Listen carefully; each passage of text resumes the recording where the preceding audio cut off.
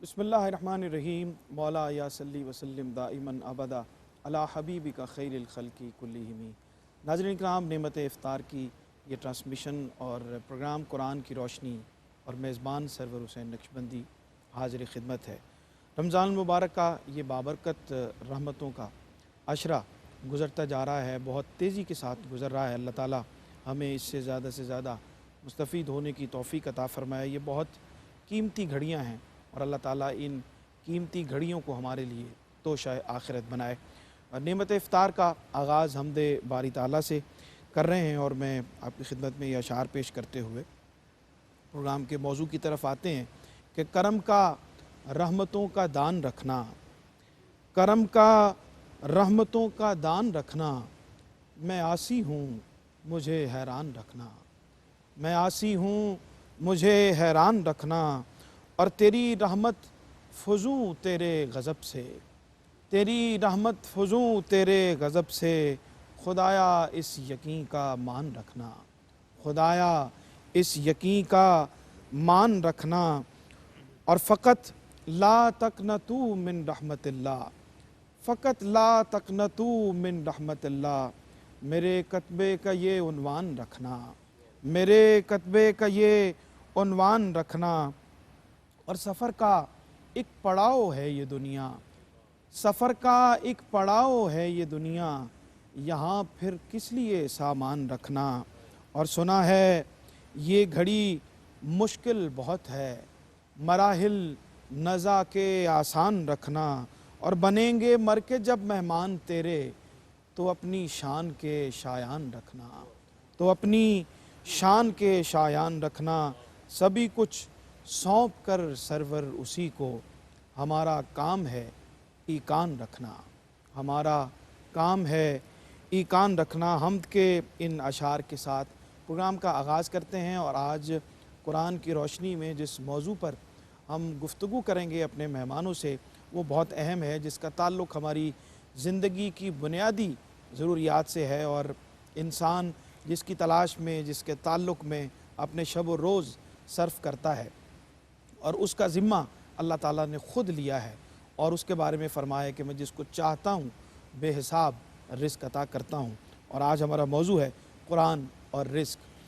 रिज़्क़ का मफ़हूम क्या है और इसकी रोशनी में हम किस तरह अपनी ज़िंदगी को अल्लाह ताला के अहकाम के ताबे रखते हुए रिज़्क़ हलाल की तगोदो भी करें और उसकी बंदगी के हक़ को भी अदा करें। बहुत सारे इसके अंदर पहलू हैं जिस पे इंशाअल्लाह हम आज बात करेंगे। मेहमानों से आपका तारुफ़ करवाते हैं। जनाब मुफ्ती मोहम्मद रमज़ान सियालवी साहब जलवा अफरोज़ हैं, रोज़ की तरह खुश आमदीद कहते हैं आपको और आपकी तशरीफ़ आवरी से प्रोग्राम को चार चांद लगते हैं। आप मुस्तकिल हिस्सा हैं और इस प्रोग्राम का हुस्न है। जनाब क़ारी मोहम्मद यूनुस कादरी साहब भी नेमत इफ्तार के इस खुसूसी सेगमेंट का, कुरान की रोशनी का मुस्तकिल हिस्सा हैं और बहुत खूबसूरत गुफ्तगू करते हैं और बहुत अच्छी माशाअल्लाह इस प्रोग्राम को आगे लेकर चल रहे हैं। जनाब ख्वाजा ग़ुलाम कुतुबुद्दीन फ़रीदी साहब आज फिर आपको खुशामदीद कहते हैं और जब भी तशरीफ़ फरमा होते हैं आपकी कमी यकीनन महसूस होती है, लेकिन आपके आने से उस कमी का हम महसूस करते हैं कि अज़ाला हो गया है। और जनाब मोहम्मद सग़ीर नक्शबंदी साहब मुल्क मुमताज़ मोहतरम सना खां हमारे साथ तशरीफ़ फरमा है। आज आपको भी खुशामदीद कहते हैं और बिला ताख़ीर गुजारिश है कि कलाम अता फ़रमाएँ। उनकी चौखट हो तो कासा भी बड़ा सजता है। उनकी चौखट हो तो कासा भी बड़ा सजता है। उनकी चौखट हो तो कासा भी पड़ा सजता है। दर बड़ा हो तो सवाली भी खड़ा सजता है। दर बड़ा हो, दर बड़ा हो तो सवाली سجتا ہے کسی منظر میں نہیں ایسی دلاویز کشش گنبد سبزگی آنکھوں میں جڑا سجتا ہے گنبد سبزگی آنکھوں میں جڑا سجتا ہے در بڑا ہو تو سوالی بکھڑا سجتا ہے تاج شاہی کے مقدر میں یہ زیبائی کہاں تاج شاہی کے مقدر میں یہ زیبائی کہاں جس قدر ان کی غلامی کا کڑا سجتا ہے در بڑا ہو تو سوالی بکھڑا سجتا ہے ایسا کا ہو تو لازم ہے غلامی پہ غرور ایسی نسبت ہو تو پھر بول بڑا سجتا ہے یہ غلامی یہ غلامی یہ غلامی کہیں کم تر نہیں ہونے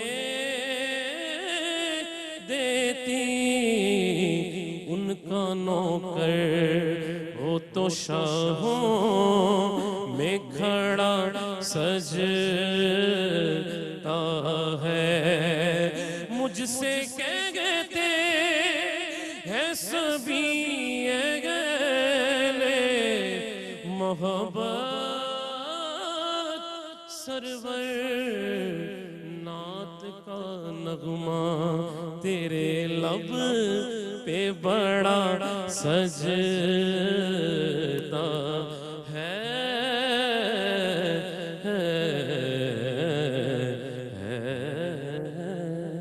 کیا کہنے سلامت رہیے جناب بہت شکریہ اللہ برکت دے آپ کو اور ہمیشہ سلامت رہیں مفتی صاحب گفتگو کا آغاز کرتے ہیں اور آج کا موضوع بڑا اہم ہے زندگی کی جو بنیادی جہات ہیں ان سے ان کا تعلق ہے اور اس میں بہت سارے آگے سوالات ہیں بہت ساری غلط فہمیاں ہیں جن کو انشاءاللہ آج ہم دور کرنے کی کوشش کریں گے لیکن میں چاہتا ہوں کہ آغاز فرمائیں آپ کہ قرآن کی روح سے رزق کا جو تصور ہے اور ہمیں کیا قرآن کریم احکام اس کے حوالے سے عطا فرماتے ہیں بسم اللہ الرحمن الرحیم قرآن مجید فرقان حمید میں اللہ رب العزت نے رزق کا جو عنوان ہے اور جو لفظ ہے اس کو متعدد معنی میں ذکر فرمایا ہے ٹھیک لیکن جو چیز سب معانی میں قدر مشترک ہے وہ یہ ہے کہ اللہ رب العزت کی پیدا کردہ وہ تمام چیزیں جو انسان کے لیے نفع بخش ہیں ٹھیک وہ براہ راست ہوں بالواسطہ ہوں یا بلا واسطہ ہوں اب اس میں بنیادی چیز سمجھنے والی یہ ہے کہ ایک تو اللہ رب العزت نے انسان کے اس وہم کو دور بھی کیا اور یقین فرمایا اس کے لیے کہ وما من دابۃ فی الارض الا علی اللہ رزقها کہ اللہ رب العزت نے جو رزق کا ذمہ ہے وہ اپنے ذمہ کرم پر لیا ہوا ہے زمین پر جو بھی موجود ہے اس سے انسان کو جو فکر مندی ہے رزق کی اس حد تک کہ اس کے لیے اپنے آپ کو ہلکان کرے یا اس حد تک چلا جائے کہ جس میں رزق ہی مقصود ہو جائے اور رازق جو ہے وہ اس کی نظروں سے پوشیدہ ہو جائے یہ بنیادی طور پر اس تصور کی نفی کے لیے ہے کہ وہ ہمارے ذمہ کرم پر ہے۔ دوسرے نمبر پر جو چیزیں اللہ رب العزت نے انسان کو عطا فرمائی ہوئی ہیں نعمتوں کی صورت میں، وَمِمَّا رَزَقْنَاهُمْ يُنْفِقُونَ، یہ ایک مفہوم یہ ملتا ہے۔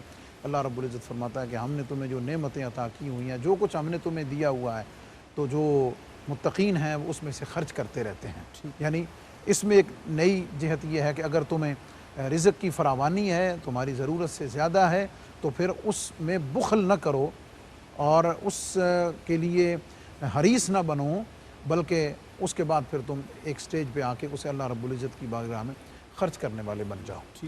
اور تیسری ایک اور چیز جو اللہ رب العزت نے ایک اور جگہ ارشاد فرمائی ہے سورہ ہود میں، وہ یہ ہے کہ انسان کو جب ہم اپنی نعمتیں رزق کی صورت میں عطا کرتے ہیں تو انسان کی فطرت اور جبلت یہ ہے کہ جب تنگی کرتے ہیں تو اس میں ناشکری بھی کرتا ہے، شکوہ بھی کرتا ہے، اور ایک جگہ اللہ نے فرمایا کہ فذو دعاء ان ارید، تو اس وقت جو ہے وہ لمبی لمبی دعائیں بھی کرتا ہے، لیکن جب ہم اسے نعمت دے دیتے ہیں تو ہمارے ساتھ شریک بھی کرتا ہے، دوسروں کو شریک بنا دیتا ہے، ہماری بارگاہ سے ہماری یاد سے غفلت کرتا ہے، اور اس کے بعد پھر اس میں سرکشی اور انتہا کو یہ پہنچتا ہے کہ پھر ان نعمتوں کو جن پر شکر کرنا چاہیے انہیں اللہ رب العزت کی نافرمانی میں خرچ کرتا ہے، اس کی معصیت میں خرچ کر دیتا ہے۔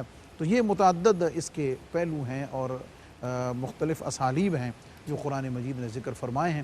اور ایک اور چیز جو شکوے میں ہے وہ یہ ہے کہ انسان جو اللہ کی بارگاہ میں شکوہ کرتا ہے کمی کا، تو اس کے لیے اللہ رب العزت نے ایک جگہ فرمایا کہ واللہ یقبض ویبسط والیہ ترجعون، اور اس کا اختیار ہمارے پاس ہے، ہم جس کے لیے چاہتے ہیں رزق میں وسعت کر دیتے ہیں اور جس کے لیے چاہتے ہیں ہم اس کے لیے اس میں کمی کر دیتے ہیں۔ بالکل ٹھیک۔ قبلہ پیر صاحب، سیدنا علی کرم اللہ وجہ الکریم کا ارشاد ہے کہ ایک رزق وہ ہے جس کو انسان تلاش کرتا ہے، اور ایک رزق وہ ہے جو خود انسان کو تلاش کرتا ہے، جو اس کے لیے قدرت نے لکھ دیا گیا ہے۔ اس کے باوجود یہ جو تگ و دو کا سفر ہے اور اللہ کا جو حکم ہے اس کی تلاش کے لیے نکلنے کا، اور قرآن کے حوالے سے جو ہمیں جس طرح سے حکم دیا گیا ہے اس حوالے سے ارشاد فرمائیے۔ بسم اللہ الرحمن الرحیم۔ شکریہ سرور صاحب۔ حضرت داتا گنج بخش رحمۃ اللہ تعالی علیہ نے کشف المعجوب میں ایک بات لکھی ہے، ایک واقعہ فرمان ہے حضرت حاتم اسم رحمۃ اللہ تعالی علیہ کا۔ وہ فرماتے ہیں کہ میں نے 4 علم حاصل کر لیے، ٹھیک، اور اس کے بعد کسی علم کی مجھے ضرورت نہیں رہی۔ ان 4 چیزوں میں سے ایک چیز تو یہ تھی کہ میرے اعمال کو اللہ تعالیٰ دیکھ رہا ہے، ٹھیک، میرا ہر عمل اس کے سامنے اس کو دیکھ رہا ہے، اور دوسری چیز یہ تھی کہ موت مجھے ڈھونڈ رہی ہے، اور تیسری چیز یہ تھی کہ مجھ پر اس ذات کا ایک حق ہے جو مجھے خود ادا کرنا ہے، اس کی عبادت کا، اور چوتھی چیز یہ ہے کہ میرا رزق مقسوم ہے، سبحان اللہ، وہ مقرر ہے، اس سے نہ بڑھ کر ملے گا نہ کم ملے گا۔ تو موت ڈھونڈ رہی ہے، اور رزق بھی جو مقسوم ہے وہ انسان کو ضرور ملے گا۔ ٹھیک، اس کے لیے جو ضرورت سے زیادہ کوشش کرتا ہے تو اس میں بھی نقصان ہوتا ہے، بہت سی خرابیاں پیدا ہو جاتی ہیں۔ تو ایک تو یہ چیز ہے کہ یہ رزق اللہ تعالیٰ کی طرف سے مقرر کردہ ہے، وہ ہر ایک کو ملے گا۔ ٹھیک، اور یہ صوفیاء کے نزدیک تو یہ ہے کہ یہ پوری کائنات جو ہے ایک لنگر کا نظام ہے، صحیح، اور حضور سرور عالم صلی اللہ علیہ وسلم کی ولادت باسعادت، حضور کی آمد کے جشن میں یہ کائنات بنی ہے۔ میں نے ایک بزرگ سے یہ بات سنی کہ جس طرح ایک جلسے کے لیے ایک نظام ہوتا ہے، ایک فرش بچھایا جاتا ہے، اسٹیج بنتا ہے، اس کے لیے انتظام ہوتے ہیں، جلسے کے اعلانات ہوتے ہیں، سب اشتہارات ہوتے ہیں، اور پھر اس کے ساتھ ساتھ مقررین ہوتے ہیں، یہ بلائے جاتے ہیں، اور پھر آخر میں لنگر کا انتظام ہوتا ہے۔ تو یہ ساری کائنات سرکار کے میلاد کے لیے بچھونا ہے، اور یہ آسمان جو بغیر ستون کے ہے یہ بھی اسی سلسلے میں ہے۔ اور پھر یہ اللہ تبارک و تعالی نے پھر اس میں کسی حساب سے نہیں، لنگر وسیع فرما دیا، وما من دابۃ فی الارض الا علی اللہ رزقھا، یہ سارا رزق جو ہے حضور نے فرمایا اللہ یوتی و موتی وانما انا قاسم، اللہ دیتا ہے میں تقسیم کرتا ہوں، تو جتنا رزق ملتا ہے یہ سرکار دو عالم صلی اللہ علیہ وسلم کے طفیل ملتا ہے۔ بالکل ٹھیک، بڑی خوبصورت بات خواجہ صاحب نے فرمائی، اور خاص طور پہ ذکر کیا کہ رزق مقسوم جو ہے وہ انسان کے پیچھے ہوتا ہے، جو اس کی قسمت میں لکھ دیا جاتا ہے۔ حضرت بابا فرید الدین گنج شکر رحمۃ اللہ علیہ نے 4 اقسام اس کی بیان فرمائی ہیں، جس میں پہلا رزق مقسوم ہے کہ جو انسان کی قسمت میں لکھا ہوتا ہے اور اس کو مل کے رہتا ہے۔ پھر رزق مضمون کا ذکر کیا ہے کہ جو کھانے پینے سے اس کا تعلق ہے، وہ چیزیں جس کا انسان کے رزق سے، کھانے پینے سے، اس کے جسمانی خواہشات سے تعلق ہے۔ اور پھر آپ نے رزق مملوک کا ذکر کیا ہے کہ وہ رزق جو انسان محنت سے، تجارت سے، کاروبار سے حاصل کرتا ہے۔ اور پھر رزق موعود کا ذکر کیا ہے کہ جو اللہ کی رضا پہ راضی رہتے ہیں، وہ لوگ، وہ رزق کسی کو کم دیا جائے یا زیادہ دیا جائے، لیکن وہ اللہ کی رضا سمجھتے ہوئے زیادہ ہو تو تب بھی اس کی رحمت کو سامنے دیکھتے ہیں کہ اس کے فضل سے عطا ہوا ہے، کمی ہو تو تب بھی یہ سمجھتے ہیں کہ اللہ کو ایسے ہی منظور ہے اور اس کی رضا پہ راضی رہتے ہیں۔ بریک کا وقت ہوا ہے، واپس آتے ہیں تو انشاءاللہ گفتگو کے سلسلے کو آگے بڑھاتے ہیں۔ بہت اہم موضوع ہے اور اس پہ بہت سے پہلو پہ انشاءاللہ ہم بات کرتے ہیں۔ ایک چھوٹے سے وقفے کے بعد آپ کی خدمت میں حاضر ہوتے ہیں۔ جی ناظرین، خوش آمدید کہتے ہیں بریک کے بعد آپ کو۔ آج قرآن کی روشنی میں ہمارا موضوع ہے قرآن اور رزق، اور بریک پہ جانے سے پہلے ہم اس کی ابتدائی گفتگو کر رہے تھے۔ جناب خواجہ غلام قطب الدین فریدی صاحب بیان فرما رہے تھے اور جناب مفتی محمد رمضان سیالوی صاحب۔ قاری صاحب، گفتگو کو ہم اگلے مرحلے میں لے کے جائیں تو قرآن کی روح سے اللہ تعالیٰ نے جو رزق کا ایک پورا نظام بیان فرمایا ہے، جو اسباب رزق بیان فرمائے ہیں، اس پہ کچھ عطا فرمائے۔ جی سر، بہت شکریہ جناب۔ سب سے پہلے تو ماشاءاللہ صغیر بھائی نے آپ کا جو کلام ہے پڑھا ہے بہت خوبصورت، اور اس کی گونج ہر سٹیج سے نظر آ رہی ہے الحمدللہ۔ اللہ آپ کے قلم میں اور برکتیں عطا فرمائے۔ بہت شکریہ۔ رزق کے حوالے سے حضرت قبلہ مفتی صاحب نے، خواجہ صاحب نے بہت خوبصورت بنیاد فراہم فرمائی ہے۔ رزق جو ہے یہ بہت وسیع اس کا معنی ہے۔ علامہ راغب اصفہانی نے رزق کے حوالے سے بیان فرمایا، فرماتے ہیں کہ رزق کا معنی عطا بھی ہے، ٹھیک، وہ دنیا کی عطا ہو یا آخرت کی عطا ہو، یعنی یہ بھی رزق کے اندر آتا ہے۔ اسی طرح فرمایا نصیب بھی رزق ہے۔ یہ علامہ راغب اصفہانی نے اس کا معنی لغوی معنی بیان فرمایا، فرمایا جو پیٹ غذا میں جاتی ہے وہ بھی رزق ہے۔ اس طرح فرمایا کہ جو علم کی ترویج ہے یہ بھی رزق ہے۔ اچھا، رزق کو جس طرح مفتی صاحب نے بیان کیا، یہ اس کی معنی کے اندر بڑی وسعت ہے۔ مطر کو بھی رزق کہا گیا، هو الذی یریکم آیاتہ وینزل لکم من السماء رزقا، یعنی مطر کو، بارش کو رزق کہا گیا۔ اسی طرح فرمایا یہ جو انسان عمل کرتا ہے، عمل صالح کرتا ہے، اس پہ جو اجر و ثواب عطا ہوتا ہے، فرمایا اس کو بھی رزق کہا گیا۔ فرمایا قد احسن اللہ لہ رزقا، اس کو بھی رزق کہا گیا۔ پھر اسی طرح فرمایا کہ وبعولتہن، فرمایا کہ رب کائنات نے یہ جو نفقہ ہے، نفقہ اس کے بابت بھی کہا، اس کو بھی رزق کہا گیا۔ پھر فرمایا وَمِنَ النَّخْلِ وَالْأَعْنَابِ تَتَّخِذُونَ مِنْهُ شُجَرًا وَرِزْقًا حَسَنًا، اسے بھی رزق کہا گیا۔ اور رزق اتنا وسیع اس کا معنی ہے۔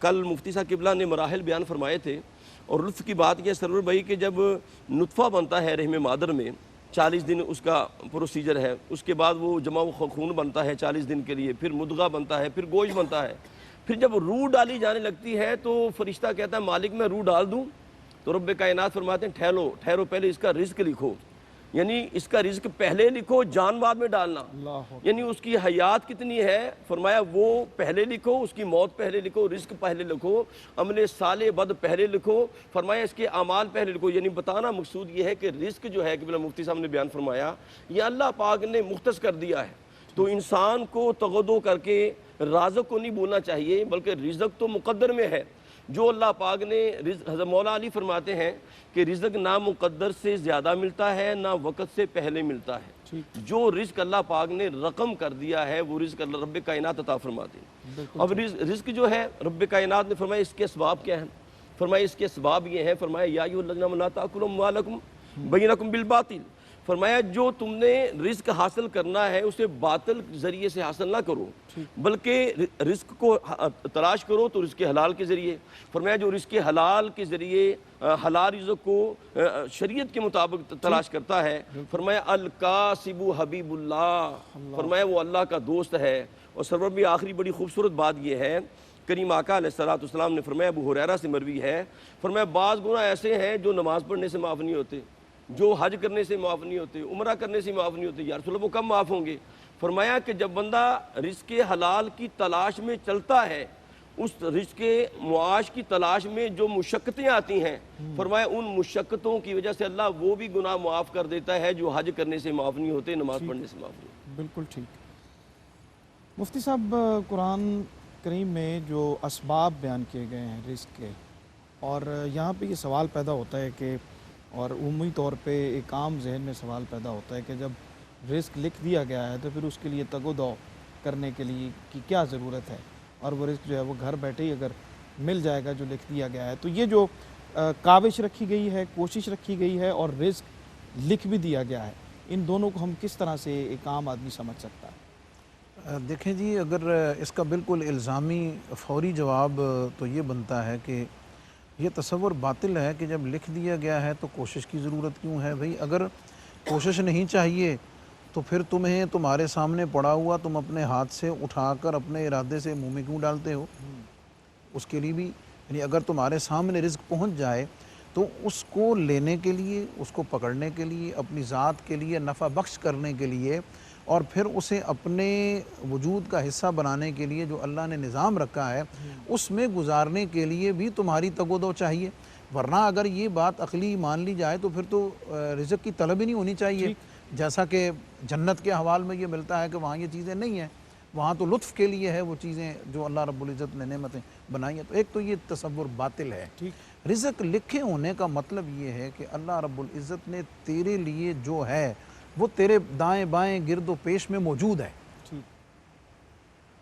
تجھے اس کا علم نہیں ہے کہ وہ کتنا ہے, وہ کون سا ہے, لیکن تیرا حصہ اس کائنات میں تیرے گرد و پیش میں اللہ رب العزت نے رکھ دیا ہے.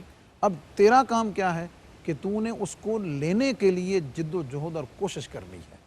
کوشش تیرے ذمہ ہے, نکلنا تیرے سے. بالکل ایسے ہی اس کی مثال تو پرندوں میں بڑی اچھی دیکھی جا سکتی ہے کہ اللہ رب العزت نے ان کے لیے دانہ دن کا کس جگہ رکھا ہے یہ تو رب کو علم ہے, لیکن وہ صبح اٹھتے ہیں اور رات کو اپنی پوٹیں بھر کے آ کر انسان کو پیغام یہ دیتے ہیں کہ جد و جہد بھی کرنی ہے, کوشش بھی کرنی ہے, اور بھروسہ اللہ پہ رکھنا ہے.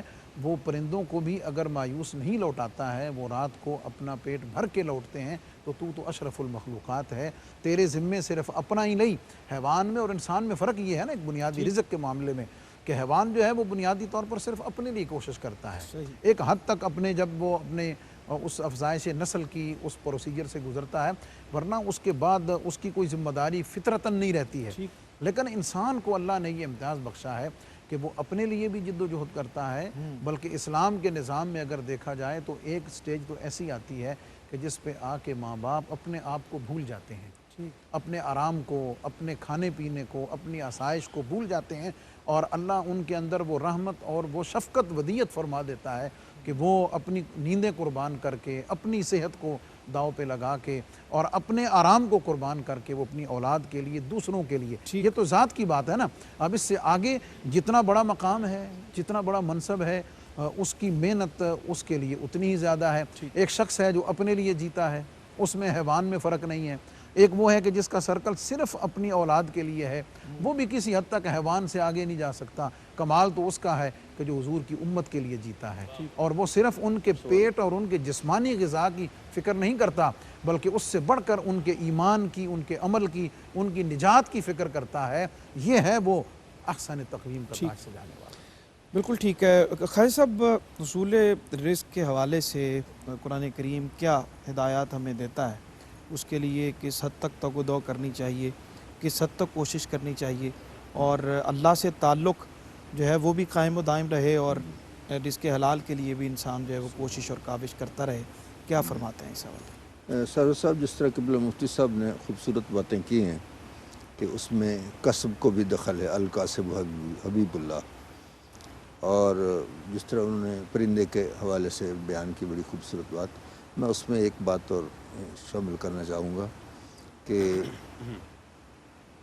پرندہ جو ہے وہ نکلتا ہے صبح اپنا پیٹ بھر کے، شام کو جب آتا ہے تو وہ اور کوئی چیز جمع کر کے نہیں لاتا، ٹھیک، وہ صرف اتنا ہی کر کے آتا ہے جتنا وہ کھا سکتا ہے۔ یہ بھی ایک سبق اور درس ہے کہ ذخیرہ اندوزی مت کرو، لوگوں کے لیے دشواری کے اسباب پیدا نہ کرو۔ اور یہ جو پرندے والی بات ہے قبلہ مفتی صاحب نے بیان فرمائی، بڑی خوبصورت بات، اس پہ مجھے علامہ کا ایک وہ شعر یاد آیا، قطع ہے کہ انہوں نے ظاہری طور پہ حجاز مقدس میں حاضری نہیں دی ہے علامہ اقبال نے، لیکن وہ چونکہ حاضری والے لوگ تھے، حضوری والے لوگ تھے، تو اس کیفیت کو جو باطنی طور پہ جو ان کی حاضری ہوتی تھی اس کو کیفیت کو خوبصورت انداز میں بیان فرمایا۔ وہ کہتے ہیں کہ بئیں پیری، تصرف کے ساتھ میں ایک لفظ کے تصرف کے ساتھ عرض کروں گا، بئیں پیری رہے بتہا گرفتم، واہ، بھائی پیری نواخاں از سرود عاشقانہ، واہ، سبحان کہ میں اس بڑھاپے میں سرکار کی بارگاہ میں جا رہا ہوں اور نواخاں از سرود عاشقانہ ساز ساتھ لے کے جا رہا ہوں، ٹھیک، چواں مرغے کے در صحرا شرے سام کشاید پر بفکر آشیانہ، جیسے وہ پرندہ جو ہے وہ سر شام وہ اپنے پروں کو پھیلا لیتا ہے بفکر آشیانہ، وہ گھوم پھر کر آتا ہے، کھا پی کر آتا ہے اور شام کو اپنے آشیانے میں آتا ہے۔ میں نے ساری زندگی گزار دی ہے اور اب میں آیا ہوں تو سرکار کی بارگاہ میں بفکر آشیانہ، کہ جو نہ کہیں جہاں میں اما ملی، جو اما ملی تو کہاں ملی، میرے جرم خانہ خراب کو تیرے عفو بندہ نواز میں۔ اور جہاں تک یہ تعلق ہے رزق کے حصول کا، جس طرح آپ نے فرمایا، ایک راہب تھا، ایک صومعہ میں وہ بیٹھ کر عبادت کرتا رہتا تھا، ٹھیک، اللہ تعالیٰ اس پہ آسمان سے رزق نازل فرماتا تھا روزانہ، یہی معمول تھا۔ اس ذات نے ایک دفعہ یہ خیال فرمایا کہ میں ذرا اس کو آزماؤں، تو ایک دن اس کو لنگر نہیں آیا، دوسرے دن نہیں آیا، تیسرے دن نہیں آیا، اب اس کی سخت جواب دے گئی، صبر دامن چھوٹ گیا اور وہ نکلا۔ باہر ایک یہودی کا گھر تھا، اس پہ دستک دی، میں بھوکا ہوں، مجھے کچھ چاہیے کھانے کے لیے۔ اس نے 2 روٹیاں دی، تو وہ جب وہ لے کے واپس آنے لگا تو اس کا کتا تھا اس یہودی کا، اس نے بھونکنا شروع کر دیا، یہاں تک کہ قریب تھا کہ اس کو کاٹ لیتا، تو اس نے آدھی روٹی اس کو پھینک دی، اس نے کھا کے پھر وہی کام شروع کر دیا، پھر آدھی روٹی اور پھینک دی، پھر وہی کام شروع کر دیا، یہاں تک کہ دونوں روٹیاں اس نے اس کو ڈال دیں، اس نے پھر بھی بھونکنا نہیں شروع کیا۔ تو اس نے اس سے کہا تمہیں شرم نہیں آتی کہ میں نے تمہارے مالک سے 2 روٹیاں لی ہیں اور وہ دونوں تمہیں کھلا دی ہیں اور پھر بھی تم مجھے بھونک رہے اور کاٹنے پہ آ گئے ہو۔ تو اس نے اللہ تعالیٰ سے زبان مانگی، اللہ تعالیٰ نے اسے قوت گویائی عطا فرمائی۔ تو اس نے کہا تم تو مجھے کہہ رہے ہو کہ تمہیں شرم نہیں آتی، میں تمہیں کہتا ہوں کہ تمہیں شرم نہیں آئی کہ اس مالک نے تو تمہیں روزانہ رزق دیتا تھا، اگر 3 دن نہیں آیا تو تم نے یہاں یہودی کے دروازے پہ آ گو، میں 8 دن اگر میں مجھے کھانا نہ ملے میں اس مالک کا در چھوڑ کے کبھی نہیں گیا، تم نے اس مالک کا در چھوڑ دیا ہے۔ تو یہ توکل ہونا چاہیے، تو اللہ تبارک و تعالیٰ اس میں برکت عطا فرماتا ہے۔ بنا دانا چنا روزی رساند، کہ دانا اندراں حیراں بماند، وہ نادانوں کو اس طرح روزی دیتا ہے کہ دانا بھی حیران ہو جاتے ہیں۔ بالکل ٹھیک۔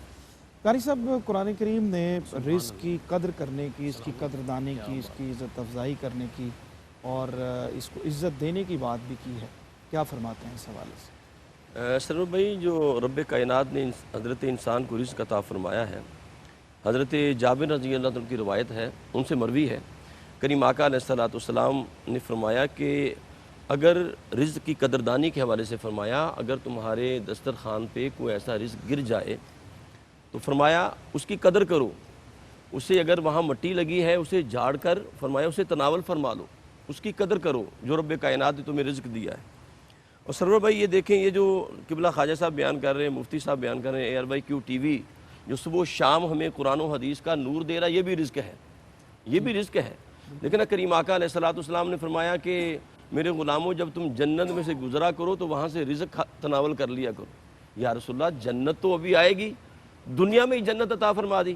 فرمایا جب تم جنت سے گزرا کرو تو وہاں سے کچھ کھا پی لیا کرو۔ یا رسول اللہ وہ کیا ہے، جنت کیا ہے؟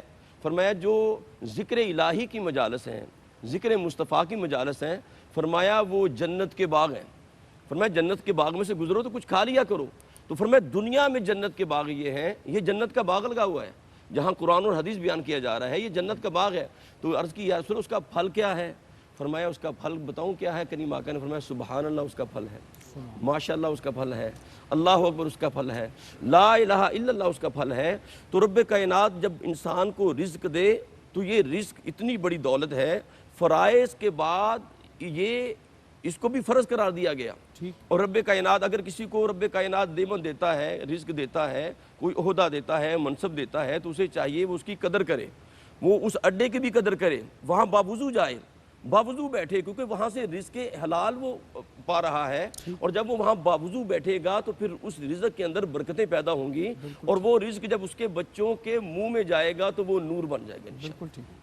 مفتی صاحب ہم گفتگو کو تھوڑا سا ایک اور ڈائریکشن کی طرف اگر لے کے جائیں تو ابھی ہم نے جو گفتگو کی ہے وہ زیادہ تر اس کا تعلق کھانے پینے کے ساتھ ہے۔ سیدنا علی کرم اللہ وجہ الکریم جیسے فرماتے ہیں کہ نیک اولاد جو ہے یہ بھی رزق ہے، اچھے اخلاق اگر اللہ عطا فرمائے تو یہ بھی رزق ہے، اور پھر آپ نے فرمایا کہ جو مخلص دوست ہیں وہ بھی اللہ کی طرف سے رزق ہیں۔ تو رزق کی اقسام کتنی ہیں جو اللہ تعالیٰ نے ہمیں عطا فرمائی ہیں، اس پہ بات کرتے ہیں، اور لیکن ایک چھوٹا سا وقفہ ہے، بریک پہ جاتے ہیں، اور بھی واپس آ کے اقسام رزق، کتنی قسم کے رزق ہیں جو اللہ نے ہمیں عطا فرمائے ہیں، یہ صرف کھانے پینے کا نام نہیں ہے۔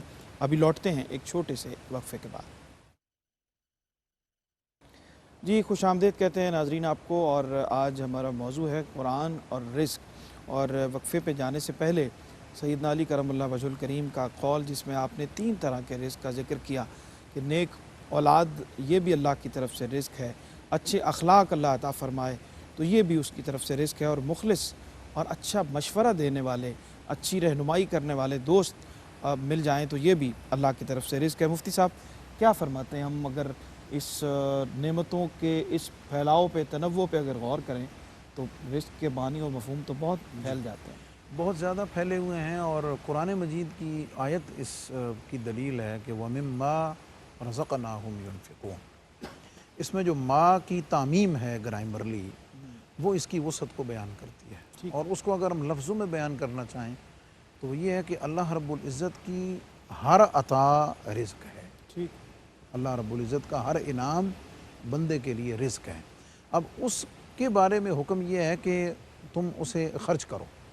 خرچ کرنے کا مطلب کیا ہے کہ تم یہ فیصلہ کرو کہ تم اللہ کی اس دی ہوئی نعمت سے خود کیسے نفع لے سکتے ہو، یا خود نفع لینے کے بعد تم دوسروں کے لیے اسے کیسے نفع بخش کر سکتے ہو۔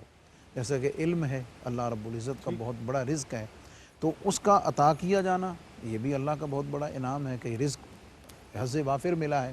لیکن اب اس کے لیے حکم کیا ہے کہ تم اس علم کے پھیلانے میں، بتانے میں بخل نہ کرو، بلکہ اس علم کو پھیلاؤ اور آگے اس کی تشریح اور تبلیغ اور اس کی اشاعت کرو۔ دوسرے نمبر پر اولاد کے بارے میں جیسے آپ نے فرمایا، تو اس کو ہم یہ 3 ایگزامپلز ہیں۔ حضرت علی رضی اللہ تعالیٰ عنہ نے جو یہ 3 اقسام بیان فرمائی ہیں نا، یہ بنیادی طور پر 3 اقسام کی ایک مثال دی ہے۔ ایک مثال ذات کی ہے کہ تم اپنی ذات میں غور کرو، اور کہ تمہاری ذات پر براہ راست جو اللہ کے انعام ہیں، تم کسی کو اللہ نے کوئی عہدہ دیا ہے تو اس عہدے کو، اس اختیار کو لوگوں کی بھلائی کے لیے، لوگوں کے نفع کے لیے اس کو استعمال کرے۔ اگر اللہ نے دولت دی ہوئی ہے تو اسے یتامہ، مساکین، فقراء، بیواؤں اور حاجت مندوں اور مسکینوں کی حاجت روائی کے لیے اس کو استعمال کرے۔ اور اسی طرح اللہ رب العزت نے کوئی بھی اور ایسی نعمت عطا فرمائی ہوئی ہے جو دوسروں کے لیے نفع بخش ہے تو اس کو اس میں استعمال کرے، یہ ذات کا ہے۔ دوسری جو اس کی ذات سے جڑے ہوئے براہ راست لوگ ہیں، جیسے کہ اس کی اولاد ہے، ان کی اچھی تربیت کر دینا، ان کو علم نافع کی دولت سے مالا مال کر دینا، اپنے لیے صدقہ جاریہ بنانا، وہ ان کے لیے بھی نفع بخش ہے، خود ماں باپ کے لیے بھی نفع بخش ہے، اور وہ اولاد پھر آگے معاشرے کے لیے بھی اسی طرح نفع بخش اور صدقہ جاریہ ہے۔ اور تیسری جو دوست کی مثال دی ہے وہ اس سے آگے پھیلے ہوئے تمہارے گرد و پیش میں پورا نظام اور پورا ماحول ہے۔ تو یہ بنیادی طور پر انسان کی ذات، اس کے براہ راست متعلقات اور اس کے بعد آگے پھیلے ہوئے وہ ساری کی ساری چیزیں۔ اور اگر اس کو میں ایک لفظ میں سمیٹ کے عرض کروں کہ اللہ رب العزت کی ہر نعمت کو سب سے پہلے محسوس کرنا، اس کو دیکھ لینا کہ میرے پاس، اور بے شمار نعمتیں ایسی ہیں کہ ہم ان کی طرف دھیان ہی نہیں دیتے ہیں کہ یہ اللہ رب العزت کی کتنی بڑی نعمت ہے۔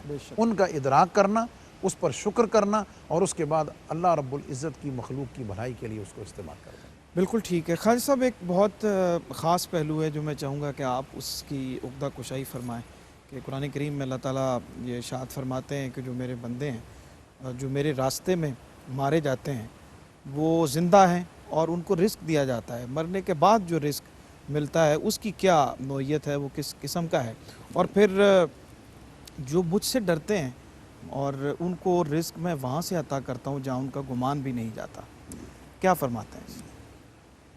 جناب والا، رزق کے حوالے سے ایک بات تو یہ ہے جو حضرت سعدی علیہ رحمت نے بڑی خوبصورتی سے لکھی ہے۔ وہ فرماتے ہیں کہ وہ اللہ کی ذات ایسی ہے کہ پردہ ناموس سے بندگاں بگناہ فاحش نہ درد۔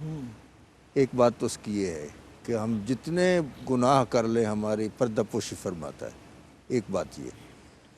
اور دوسری بات یہ ہے کہ وظیفہ روزی بخطائے منکر نہ برد، کہ ہم گناہ جتنے کر لیں اس کی وجہ سے ہماری روزی بند نہیں کرتا، ٹھیک، ایک اس کی یہ شان ہے۔ اور دوسری بات یہ ہے جو آپ نے فرمائی ہے کہ جو لوگ قتل ہو جاتے ہیں، اس کی راہ میں شہید ہو جاتے ہیں، ان کے بارے میں کیا ہے کہ وہ ان کو رزق کیسے ملتا ہے۔ جو لوگ اس کی راہ میں جان دے دیتے ہیں ان کے بارے میں اللہ تعالیٰ نے خود بھی فرمایا وَلَا تَحْسَبَنَّ الَّذِينَ قُتِلُوا فِي سَبِيلِ اللَّهِ، ایک جگہ پہ ہے وَلَا تَقُولُوا کہ انہیں مردہ مت کہو، اور ایک جگہ یہ کہ ان کو گمان بھی نہ کرو کہ وہ مر گئے ہیں، بل احیاء عند ربہم یرزقون، زندہ ہے۔ اچھا، یہ جان دینے کے بعد بھی وہ کیسے ہے کہ ان کو یہ نہ کہو کہ وہ مر گئے ہیں بلکہ وہ زندہ ہیں؟ حضور داتا صاحب رحمۃ اللہ تعالیٰ علیہ نے کشف المحجوب میں ایک واقعہ لکھا ہے۔ وہ فرماتے ہیں حضرت ابو الحسن رحمۃ اللہ علیہ کچھ دو اور دوستوں کے ساتھ وہ تصوف کی تبلیغ کے لیے روانہ ہوئے، تو ایک ملک میں پہنچے تو جہاں ایسے لوگ تھے جو اس بات کو سمجھتے نہیں تھے، لہذا انہوں نے کہا کہ یہ نیا دین لے کر آ گئے ہیں کوئی، جیسے آج کل اس طرح کی باتیں ہوتی ہیں۔ تو وہ جو مولوی صاحبان تھے انہوں نے ان کے فتویٰ لگا دیا کفر کا، اور انہوں نے کہا یہ واجب القتل ہے۔ تو حاکم نے حکم کر دیا کہ یہ ان کو قتل کر دیا جائے۔ وہ بیٹھ گئے تینوں کہ یکے بعد دیگر ان کے سر قلم کیے جائیں گے۔ ٹھیک، تو ایک جو تھے وہ پہلے نمبر پہ، دوسرے نمبر پہ، تیسرے پہ حضرت ابو الحسن نوری رحمۃ اللہ علیہ تھے۔ جب اس کو پہلے کے لیے انہوں نے کہا کہ اب اس کا سر قلم کیا جائے گا، آپ جلدی سے اٹھے تیسرے نمبر سے اور جا کے وہاں بیٹھ گئے جہاں پہلے نمبر پہ جس کو قتل کرنا تھا۔ وہ حیران ہو گئے کہ یہ کوئی تقسیم ہو رہا تھا، کوئی کھانے پینے کی چیز تقسیم ہو رہی تھی کہ آپ کو بہت جلدی تھی؟ انہوں نے کہا ایک بات تو یہ ہے کہ میں نے کہا میں جتنے سانس میں لوں گا وہ میری جگہ پہ میرے سانس میرا یہ دوست لے لے، اس لیے میں پہلے حاضر ہو گیا۔ اللہ، اس پہ علامہ نے کہا یہ نکتہ میں نے سیکھا ابوالحسن سے کہ جاں مرتی نہیں مرگے بدن سے، چمک سورج میں کیا باقی رہے گی اگر بیزار ہو اپنی کرن سے۔ تو یہ لوگ جو اس کی راہ میں اپنی جانیں قربان کرتے، جان کی پرواہ نہیں کرتی، وہ زندہ ہوتے ہیں۔ حضور سرور عالم صلی اللہ علیہ وسلم نماز میں آپ نے ایسے ہاتھ بڑھایا جیسے کسی چیز کو پکڑ رہے ہوں، تو بعد میں صحابہ کرام نے استفسار کیا کہ حضور یہ کیا بات تھی؟ حضور نے فرمایا جنت کے باغ میں سے کچھ پھل تھا جو میں توڑ رہا تھا۔ تو یہ چیزیں تو موجود ہیں۔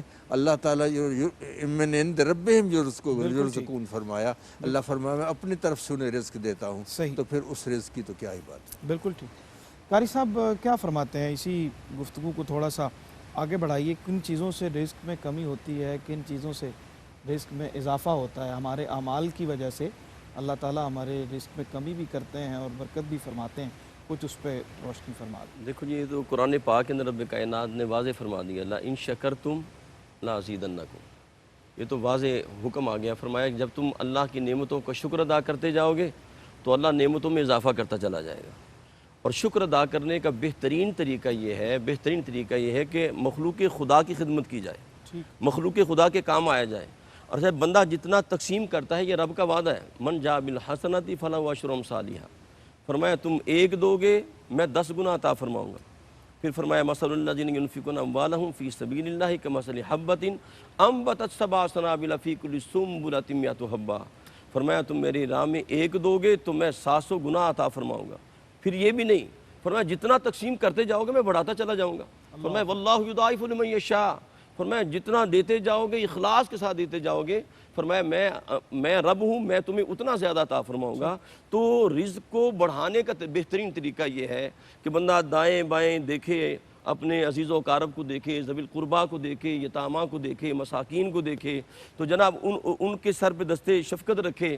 جب وہ جتنا اللہ کی مخلوق کا بھلا کرتا جائے گا، وہ کہتے ہیں کرو مہربانی تو اہل زمین پر، سبحان اللہ، خدا مہربان ہوگا عرش بری. بری پر.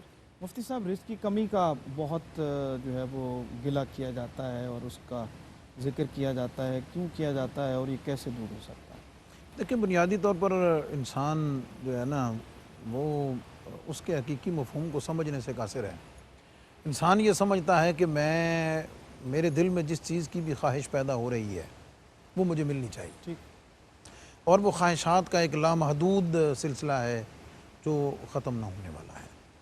اب جب اس کی جو کچھ وہ چاہ رہا ہوتا ہے جب وہ نہیں ملتا ہے تو وہ ظاہر ہے اس پہ شکوہ کرتا ہے اللہ رب العزت کی بارگاہ میں کہ میں یہ چاہ رہا ہوں، میں یہ لینا چاہ رہا ہوں، مجھے مل نہیں رہا ہے. ٹھیک. اس کے اوپر یہ شکوہ کرتا ہے. اور اس میں یہ بھی آتا ہے کہ بھی اللہ رب العزت نے وعدہ بھی کیا ہوا ہے اور مجھے مل بھی نہیں رہا ہے. اس کانسیپٹ کو کلیئر ہونا ضروری ہے کہ ایک ہے انسان کی ضرورت اور ایک ہے انسان کی خواہش. ٹھیک. اللہ رب العزت نے ضرورت کا ذمہ لیا ہوا ہے کہ جو تیری ضروریات ہیں اللہ فرمائے وہ میرے ذمہ کرم پر ہیں. بالکل ٹھیک. اس کے لیے تمہیں ایک مناسب تگ و دو کرنی پڑے گی صحیح. اور وہ تجھے اتنا مل جائے گا کہ وہ تیری ذات کے لیے کافی ہے. بنیادی طور پہ شکوہ ضرورت پہ نہیں ہوتا. بالکل ٹھیک. انسان صحیح. مطلب غور کرے تو وہ شکوہ ضرورت پہ نہیں ہے، وہ شکوہ خواہشات پر ہے. بالکل ٹھیک. اور جب خواہشات پوری نہیں ہوتی تو سرابہ شکوہ بنتا ہے. تو اب مقام شکر پر آنے کے لیے ان خواہشات کی جو لمبی فہرست ہے اس سے نکلنے پہ جب ضرورت پہ آئے گا تو غور کرے گا کہ مجھے تو رب نے اتنا دیا ہوا ہے کہ میری اپنی ضرورت ہی نہیں، میں اپنے ساتھ اور پتہ نہیں کتنوں کی ضرورتیں پوری کر سکتا ہوں. تو وہ جو سراپا شکوہ ہے جب وہ اس لیول پہ اپنے آپ کو لا کے سوچے گا تو وہ سراپا شکر بن جائے. بہت شکریہ جناب مفتی محمد رمضان سہلوی صاحب، جناب قاری محمد یونس قادری صاحب، جناب خواجہ غلام قطب الدین فریدی صاحب اور جناب محمد صغیر نقشبندی صاحب. پروگرام جو ہے وہ اپنے اختتامی لمحات میں انشاءاللہ کلام ہم شامل کرتے ہیں. صغیر نقشبندی صاحب کا آج بہت اہم موضوع پہ ہم نے بات کی اور اللہ کی طرف سے جو ہمارے ہاں نعمتوں کی بہتات ہے اور ہمارے ارد گرد پھیلی ہوئی نعمتیں ہیں، ایون ہماری اپنی ذات کے اندر جو اللہ تعالیٰ نے نعمتیں رکھی ہیں، جو رزق رکھا ہے، اس پہ اگر غور کریں، فکر کریں تو سوائے سجدہ ریز ہونے کے اور اس کا شکر ادا کرنے کے اور کوئی گنجائش نہیں بچتی.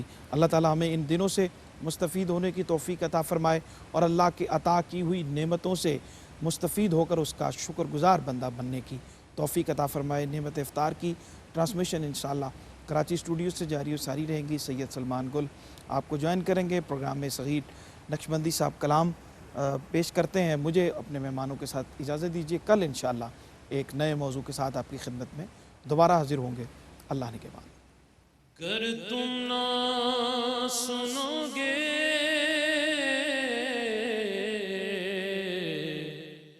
تو میری کون سنے گا.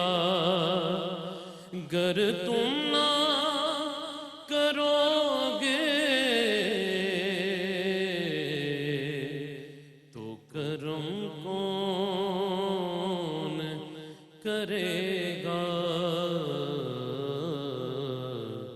کہاں جاؤں میں اے میرے شاہ، کہاں جاؤں میں اے میرے شاہ.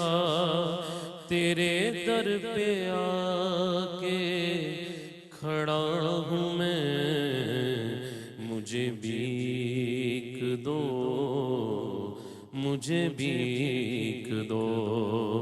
آقا تیری بھیک پر مجھے ناز ہے تیری بھیک پر ہی پلا ہوں میں، مجھے بھیک دو، مجھے بھیک دو، تیرے در پہ سر کو جھکا لیا،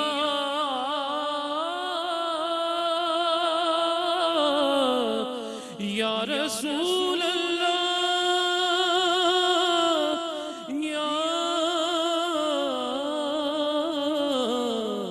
حبیب اللہ، تیرے در پہ سر کو جھکا لیا، میں نے اپنا آپ مٹا لیا، اسی واسطے میری شان ہے کہ تیری خاک پاس سے جڑا ہوں میں، یہی خاص ہے، یہی عام ہے،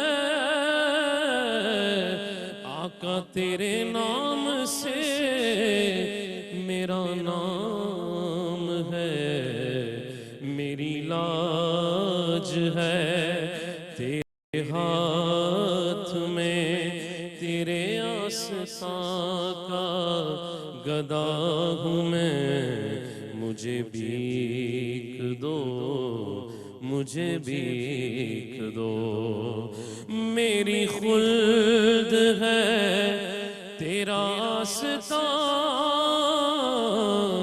یا رسول اللہ، یا رسول اللہ، یا رسول اللہ، یا حبیب اللہ، میری خلد ہے تیرا آستان، تیرے در پہ جھکتے ہیں دو جہاں، بھر جائے گی جھولی میری، یہی آس لے کے پڑا ہوں میں، علی مولا، علی مولا، آدمی کو بناتا ہے یہ انسان،